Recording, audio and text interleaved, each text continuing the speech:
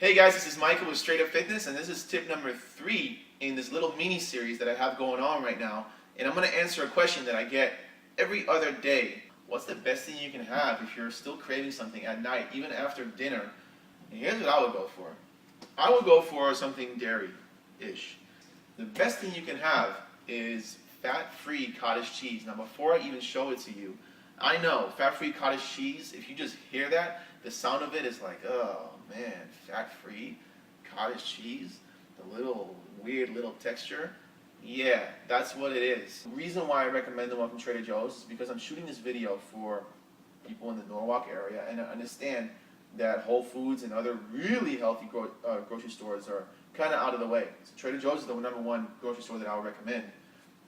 If a Whole Foods would ever open up on the corner of Rosecrans and Shoemaker, I would promote Whole Foods, but there's no one there. So if you look at cottage cheese, well, first off, let me tell you, at night, you don't want to have any carbs. You don't want to have any sugar, all right? You don't want to spike your blood sugar up at night before you go to bed. See, 1 cup or half a cup, 1 serving, is 80 calories. It's not bad. 0 grams of fat, obviously, 0 cholesterol. A little bit of sodium. It's not too bad. Don't worry about sodium. 4 grams of carbs is nothing. And then look at the protein. 14 grams of protein for 80 calories. So the protein per calorie ratio is huge. That's not all. What's also really important is that this is not just any protein.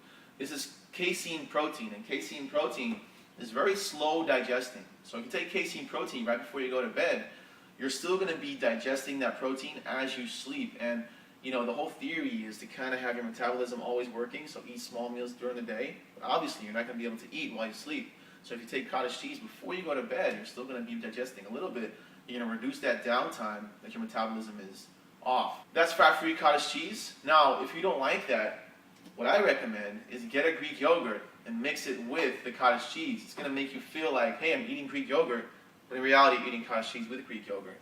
What I'm about to show you now is a yogurt you can only get at Whole Foods. From what I know, it's Icelandic yogurt.